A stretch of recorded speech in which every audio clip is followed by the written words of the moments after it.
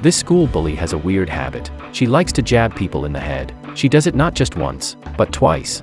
The bully comes in with her men, kicks the stool out of the way, and has her men move the desk. They gather around the new transfer student, Sam. Sam doesn't yet know who they are. The bully grabs Sam by her clothes.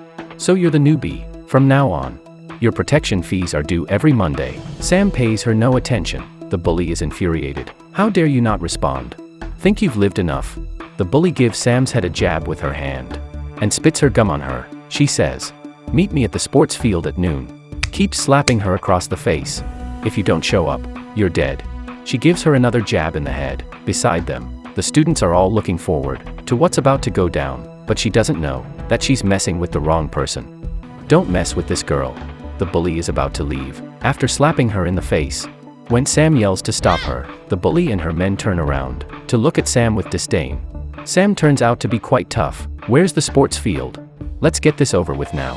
20 minutes later, the bully and 3 of her men end up kneeling side by side on the ground, holding up their hands, their faces all black and blue. Sam teaches the bully a lesson, tells her to be good. Otherwise, she'll be in for another treat. "Raise your hands." The bully is filled with grudge and resentment, but still complies. Sam walks away, leaves the crowd in awe. Since then, she's become famous. No one expected that out of the transfer student. The bully grabs the dirt on the ground, clutches it in her hand. "Just you wait." Before physical education class, the bully comes up to Sam again. She tries to provoke her. "Dare you to fight me again?" Sam lets out a laugh. "How can a loser like you be so arrogant?" The bully backs away. Then a fat guy comes out of nowhere. This fat guy is known around the school as the king of fights. He studied martial arts for a few years, never lost a fight. King's wild with rage. "How dare you bully my woman? Wait for me after school. Don't you go anywhere." Sam shows no concern. After school is over, King blocks Sam's way, ready to teach her a lesson, with King backing her up. The bully is puffed up with confidence. "You're not getting away this time." Sam's got stuff to do. Doesn't have time to waste with him, but King's relentless. "You're not going anywhere. Do you want to be my woman too?" Sam's enraged. "You're out of your mind." She grabs King in his crutch, makes him cry out of pain. This woman is bold. "How dare she touch me there?" Sam clutches him in her hand. King can't put up a fight anymore. He hurries his men to help. Sam takes the chance to grab his finger, gives him one in the head. One guy tries to kick her, but was forced into a split. She grabs one on the left and one on the right, and does a sweeping kick to knock one down. Sam kicks over King's backpack, and lands a hard kick right in his groin. King gives in. He is completely defeated. Sam walks to the bully and her men. They immediately drop to their knees, and raise their hands. They give in completely. So what's the deal with this Sam? How did she end up this way? A high school girl turns out to be a police officer. She goes undercover as a student to get near a girl named Linda. Linda's father is the second in command of the local gang. He once agreed to be an informant and cooperate with the police to arrest the gang leader, but the information was leaked.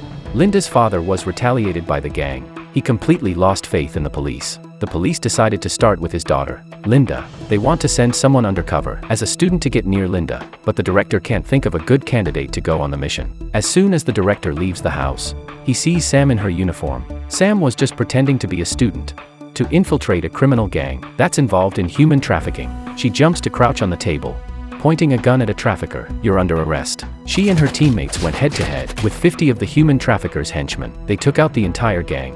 The director looks at her up and down. Sam covers her skirt. "What do you want?" The director bursts out laughing.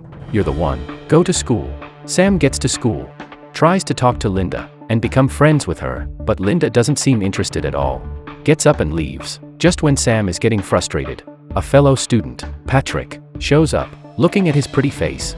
30-year-old Sam's heart flutters. Sam shows up in front of Linda from time to time, but Linda shuts her out every time, seeing Linda being bothered by the bully. Sam always stands up for her, but Sam notices that Patrick seems to be approaching Linda on purpose as well. One day Linda was alone in the restroom. For at least 20 minutes, she had the door locked as well.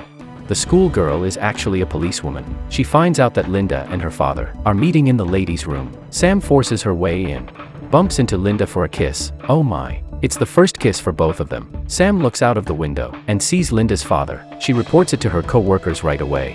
Goes after him herself. but can't catch up with him. Her colleagues have an idea. They pretend to be hooligans and flirt with Linda, and Sam will play the hero to defend her and gain her trust. Sam is acting according to plan. When King gets in her way, Sam grabs him down there and gives him a kick in the crotch. King is crying out of pain. By the time Sam gets to Linda, Patrick has already rescued her. The plan has gone to waste. That night, all Sam can think about is Patrick's movement. She even dreams that Patrick kissed her. The plan didn't work out. Student life also isn't easy. The teacher asks Sam to answer the question in front of the class. Your file says you were ranked first in your previous school. Come up here and show us. What? This is killing me. Sam is terrible at schoolwork. Has no idea how to solve these problems. She has no clue. Luckily, class is over. She gets away with it, but an exam is soon to come.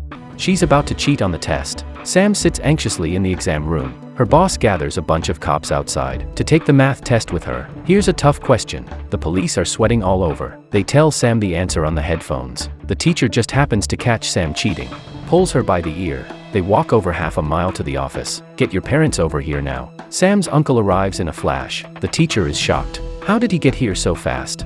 Her uncle is a cop too. They can't find a way out of this situation, so they reveal their identity. The teacher apologizes to them. Sam's mission is not going well, and the police send Sam's nemesis, James, to go undercover as the school's music teacher. He invites Patrick for a talk in the music classroom. Patrick has all the answers prepared. James can't get any information. A girl should be cautious about receiving money from other people. Sam's uncle hands her a stipend. A classmate sees them, starts a rumor at school about Sam having a sugar daddy. Students all distance themselves from Sam, but Linda comes up to her to become friends with Sam. In the evening, Linda reveals to Sam that her father is leaving the country tomorrow, taking her with him. Sam is comforting Linda while sending the critical news to her uncle. The police immediately set up a perimeter around the airport.